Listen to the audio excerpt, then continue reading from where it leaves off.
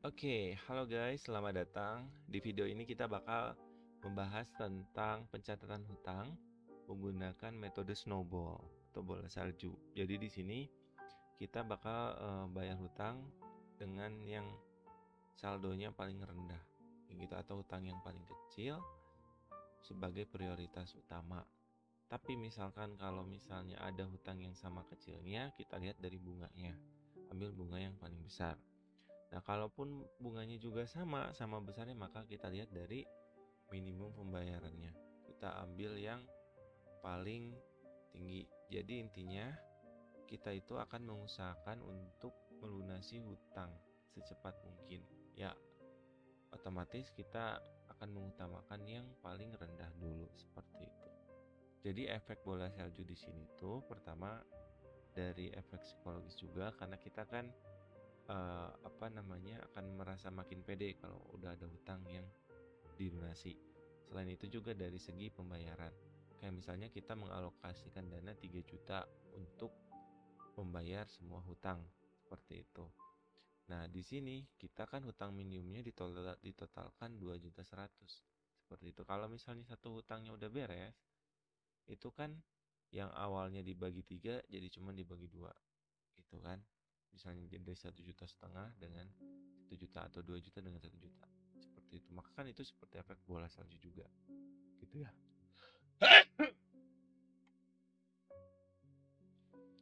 Oke, nah untuk template-nya seperti biasa, kalau yang ingin langsung bisa cek di link di deskripsi. Lalu juga sekarang kita bakal bahas ya cara pakainya seperti apa. Oke. Jadi pertama, teman-teman tulis tanggal, ini tanggal mengajukan hutangnya, tanggal dapat hutangnya, lalu kita masukin nama hutangnya atau nama krediturnya apa, lalu kita masukin hutangnya berapa, saldo awalnya berapa, bunganya berapa, dan minimum pembayarannya berapa. Dan di sini ini hutangnya hutang-hutang yang kita bisa bayar di atas minimumnya, jadi jatuhnya kayak hutang manual gitu, bukan hutang yang auto debit. Oke. Nah, setelah kita isi di sini, kita ke bagian sebelah sini. Kita isi cicilan yang mau dibayar. Nah, konsepnya seperti apa? Untuk yang prioritas pertama, kita masukkan dananya itu sama dana lebihnya. Itu contoh. Di sini kita kan punya dana 3 juta untuk hutang. Sedangkan untuk minimum pembayarannya kalau ditotalin cuma 2.100.000. Oke. Nah, ada lebih 900.000. Nah, 900 ribunya kita alokasikan untuk yang prioritas pertama. Di sini untuk pinjaman B. Maka cicilannya adalah 1.500.000. Kita tulis di sini 1.500.000. Nah, setelah kita tulis 1.500.000, maka kita akan dapat gambaran kira-kira lunasnya di bulan apa, tahun berapa. Seperti itu. Oke, untuk bunga ini udah pakai udah ada rumusnya. Oke, jadi kita perlu ngisi cicilan saja. Oke. Nah, di sini tuh ada total hutang. Total hutangnya ada berapa, total yang sudah dibayarnya ada berapa. Lalu juga di sini ada pembayaran hutang per bulannya dari semua hutang yang ada. Kurang lebih seperti itu rumusnya, oke? Nah, di sini kita kan patokannya dari produk atau dari hutang yang paling awal gitu. Di sini yang paling awal kan bulan Mei ya. Otomatis hutang yang ini di bulan Juni akan ada pembayaran.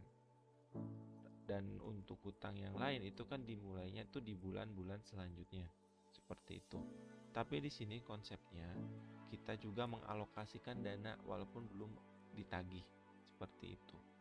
Oke. Contohnya hutang yang kedua dia harusnya kan mulai bayarnya bulan Juli ya, teman-teman.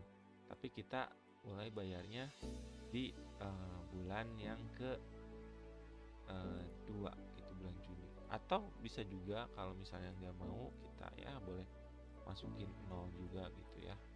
Cuman nanti akan ada yang namanya itu miss dari perkiraan lunasnya gitu, karena perkiraan lunas itu kita patokannya dari rumusnya itu ngambil dari cicilan yang ini. Itu bisa masukin rata-rata, bisa masukin cicilan yang akan kita rutinkan bayar per bulannya berapa. Jadi perkiraan lunas ini bisa dibilang gak pasti juga ya, teman-teman bisa ya, jatuhnya estimasi saja. Contohnya ini kita 400.000 gitu ya.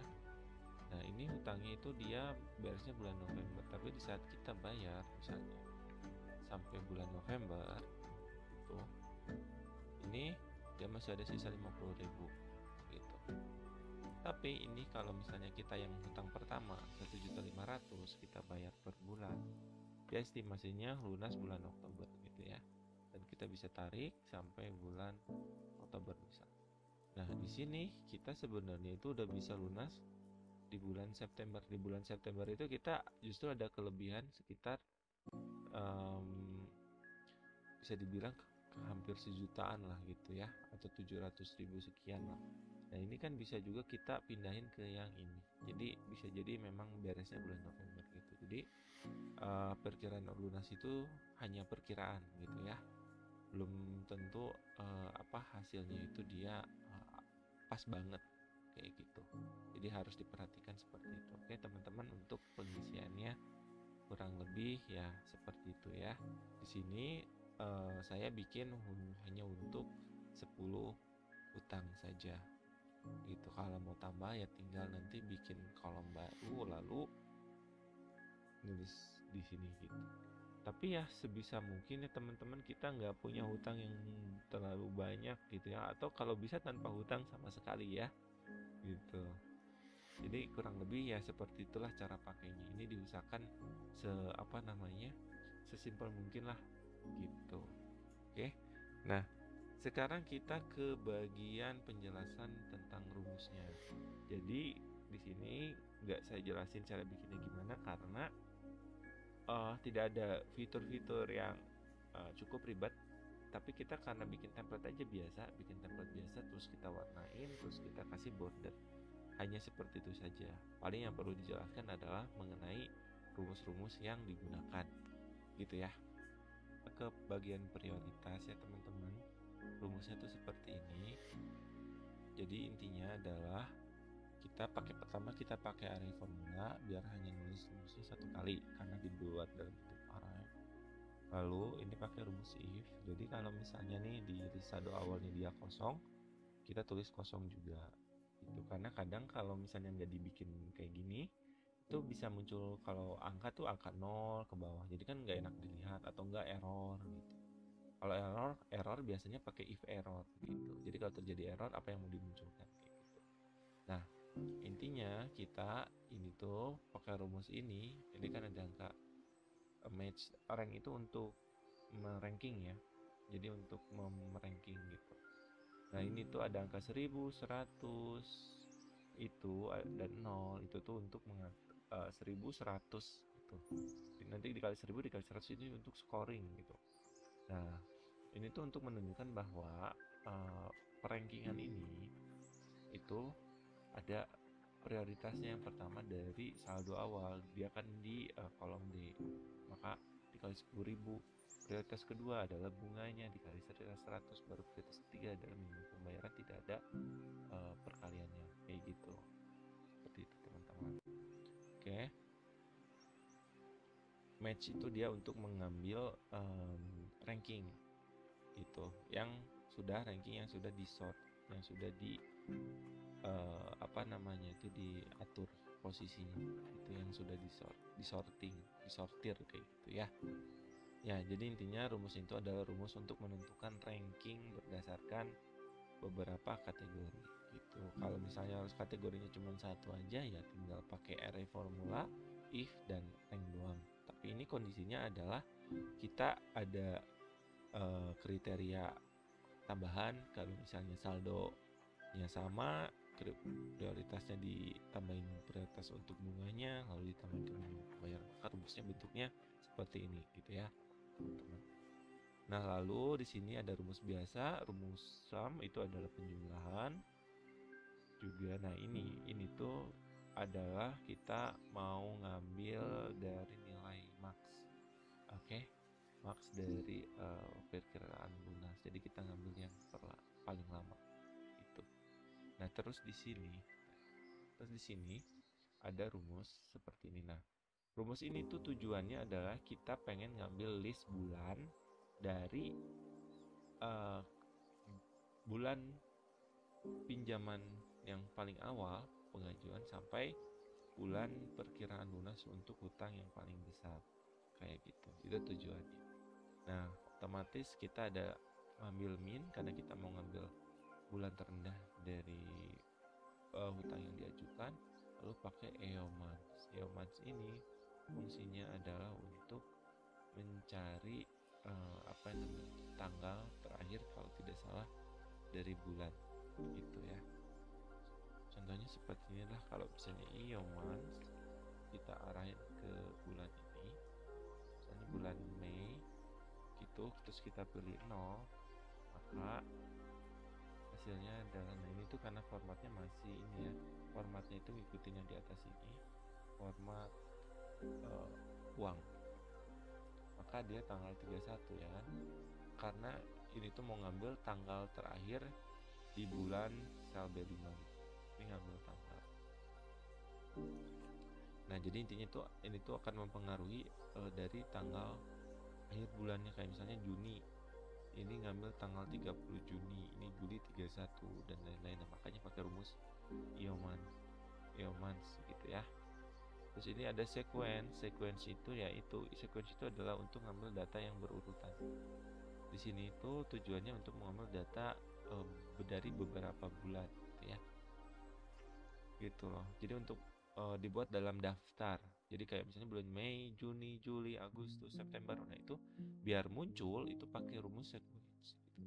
Nah ini dative itu untuk mengatur mendapatkan rentang.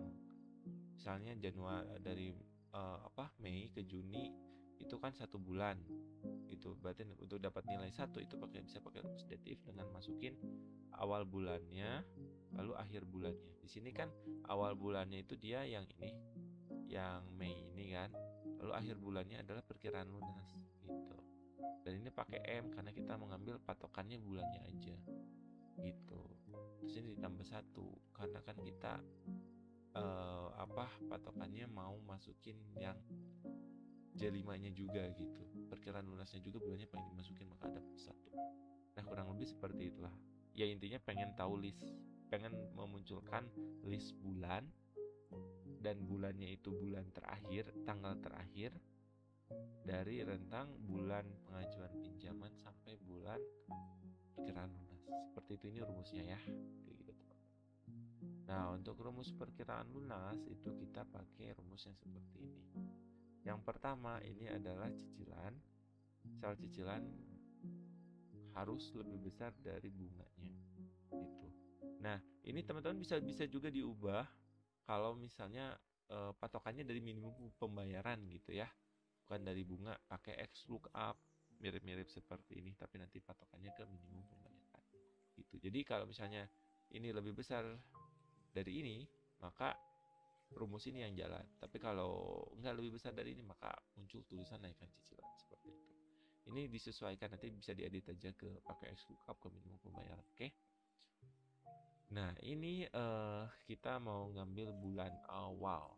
Oke, bulan awal dari pinjaman yang ini. Kita pakai X lookup. Patokannya adalah L2. L2 di sini tuh adalah nama pinjamannya. Oke, nama krediturnya. Terus ini tuh adalah dari listnya. Kita ngambil patokannya pinjaman B itu dari list yang mana, terus nanti hasilnya pengen dari kolom yang mana, ini dari kolom tanggal. Kurang lebih seperti itu. Nah ini untuk ini adalah rumus lah.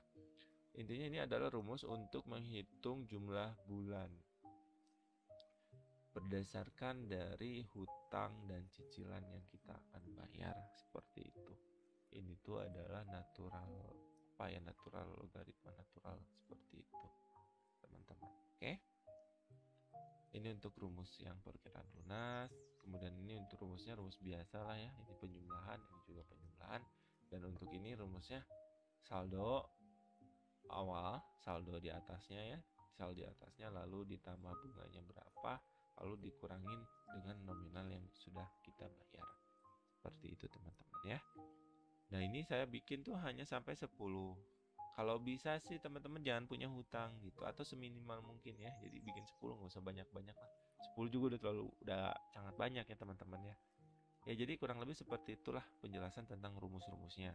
Dan memang tidak saya buat detail untuk pembuatannya seperti apa, karena untuk tabelnya itu kan seperti biasa bikinnya paling di penjelasan rumusnya kenapa begitu. Oke. Nah, untuk bagian prioritas ini bisa kita juga tambahkan ini ya, sort itu atau filter lah. Di sini kita bisa atur dari filter yang paling nominalnya yang paling tinggi gitu. Bisa sort A to Z gitu ya. Sort Z to A misalnya. I see. Ini kayaknya nggak ini deh. Oh, oke oke oke. Kayaknya nggak, kalau pakai filter ini kayaknya nggak bisa ya. Mungkin harus ada ini lagi. Jadi kita pencet Ctrl Z aja ya. Nah, kita Ctrl Z kalau terjadi apa-apa. Jadi kan ini mungkin kayak array formula ya. Jadi si rumusnya itu berubah gitu karena posisi posisi rumusnya itu naik turun. Kecuali misalnya kalau bisa nggak ya kita cobain seperti ini. Kita Ctrl X, kita Ctrl X, terus di sini kita pakai rumus yang seperti ini nih. Kayak gini. Kita seperti ini. Kita masukin. Oh ya, ini pakai seperti ini. Ini tuh biar rumusnya itu disimpan di bagian judul gitu. Kalau gini kayaknya bisa deh ya. Nah, ini di enter dulu, baru pakai kurung kurawal tutup seperti ini. Nah, kalau misalnya sistemnya seperti ini, jadi ini rumusnya ada di bagian judul. Kalau ada di bagian judul bisa nggak ya? Coba ya. Iya. Oke, berarti rumusnya harus simpan di bagian judul ya kalau mau ngefilter gitu, biar nggak berubah posisi rumusnya. Kayak gitu ya teman-teman ya. Oke. Mungkin segini aja. Semoga membantu dan sampai jumpa di video selanjutnya. Terima kasih.